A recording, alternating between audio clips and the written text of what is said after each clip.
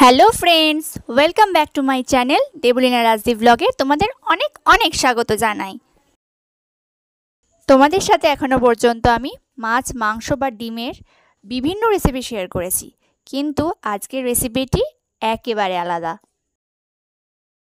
আজ তোমাদের সাথে যে রেসিপিটি শেয়ার করতে চলেছি সেটা কিন্তু একটা স্ন্যাক্স আইটেম। এটা তোমরা চায়ের সাথে বিকেলে খেতে পারো বা মুড়ি দিয়েও খেতে পারো, আবার দুপুরে ডালের সাথেও খেতে পারো। সবকটাতেই কিন্তু দুর্দান্ত খেতে লাগে। তাহলে বন্ধুরা বলেই দিই আজকে আমি তোমাদের সাথে কি রেসিপি শেয়ার করতে চলেছি। আজকের রেসিপির নাম হলো মোচার চপ। তাহলে তোমাদের বেশি অপেক্ষা না করিয়ে বলেই দিই এটা বানাতে কি কি উপকরণ লাগে। প্রথমেই আমি এখানে মোচা নিয়ে নিয়েছি, তবে মোচাটা আমি কেটে মিক্সার মেশিনে গ্রেট করে নিয়েছি। আর নিয়েছি খানিকটা আদাটা আমি এখানে ঘষে ব্যবহার করেছি। আর নিয়েছি হচ্ছে ধনেপাতা। তোমরা এখানে সরু সরু করে আলু কেটে দিতে পারো, কিন্তু আমি এখানে আলু ব্যবহার করিনি, তোমরা চাইলে দিতেই পারো। আর আমি এখানে কাঁচা লঙ্কা যেটা দিয়েছি সেটা একদম বোটা শুদ্ধ দিয়েছি, বোটা ছাড়াইনি।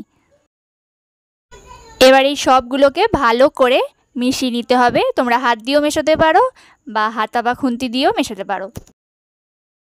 এবার আমি গ্যাসটা জ্বালিয়ে নেব আর তাতে একটা কড়াই বসিয়ে দেব। কড়াইটা গরম হলে তাতে অনেকটা পরিমাণে সাদা তেল দিয়ে দিলাম। এবার তেলটা গরম হলে ছোট্ট ছোট্ট করে হাতের সাহায্যে একদম ছোট্ট ছোট্ট গুঁড়ি গুঁড়ি করে নিয়ে তেলের মধ্যে ছেড়ে দিতে হবে। তেলটা যখন খুব ভালো করে গরম হয়ে যাবে তখনই এটা তোমরা দেবে তেলের মধ্যে। এটা ভাজার সময় গ্যাসটা তোমরা একদম কমিয়ে দেবে, না হলে ভেতরটা কাঁচা থেকে যাবে। মিডিয়াম ফ্লেমেও রাখতে পারো, কিন্তু গ্যাসটা বেশি বাড়াবে না, বেশি বাড়ালে পুড়ে যাবে। এই দেখো এক পিঠটা আমার ভাজা হয়ে গেছে। এবার সবকটাকে নিয়ে আবার উল্টে ভেজে নিয়েছি। দেখো একটা পাত্রের মধ্যে তুলেও নিয়েছি ভাজা হয়ে যাওয়ার পরে। এই কটা হচ্ছে আমি ভেজেছি, এবার এইগুলো হচ্ছে মা ভাজছে। আমি নিজে ভেজেছি তাই আমার বিশ্বাস নেই যে কেমন হবে জিনিসটা, তাই মাকে দিয়ে আবার পরে এগুলো ভাজিয়েছি। মাকে দিয়ে ভাজানোর পরে আমি স্যাটিসফাই যে হ্যাঁ এগুলো এবার পারফেক্টলি হয়েছে। তার আগে পর্যন্ত আমার বিশ্বাস ছিল না যে হ্যাঁ হয়েছে কি হয়নি। যাই হোক বন্ধুরা, সব কটা আমার এখানে ভাজা হয়ে গেছে। আমার বলতে মায়ের সব এখানে ভাজা হয়ে গেছে। এবার দেখো তোমাদের একটা ভেঙে দেখাবো যে ভেতরটা কীরকম হয়েছে।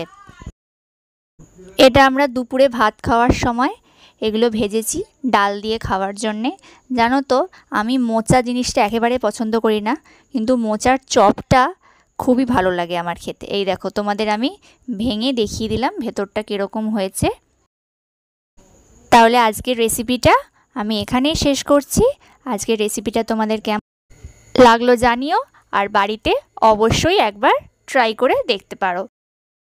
আজকের ভিডিওটা যদি তোমাদের ভালো লাগে তাহলে অবশ্যই লাইক করো, কমেন্ট করো, আর ভিডিওটা শেয়ার করতে একদম ভুলো না। আর অবশ্যই যাওয়ার আগে চ্যানেলটা সাবস্ক্রাইব করে দাও প্লিজ। তাহলে বন্ধুরা দেখা হচ্ছে পরের দিন অন্য কোনো নতুন রেসিপি নিয়ে। ততক্ষণ পর্যন্ত সবাই ভালো থেকো, সুস্থ থেকো, সবাই সবার খেয়াল রেখো। দেখা হচ্ছে পরের দিন অন্য কোনো নতুন রেসিপি নিয়ে। Tata, by.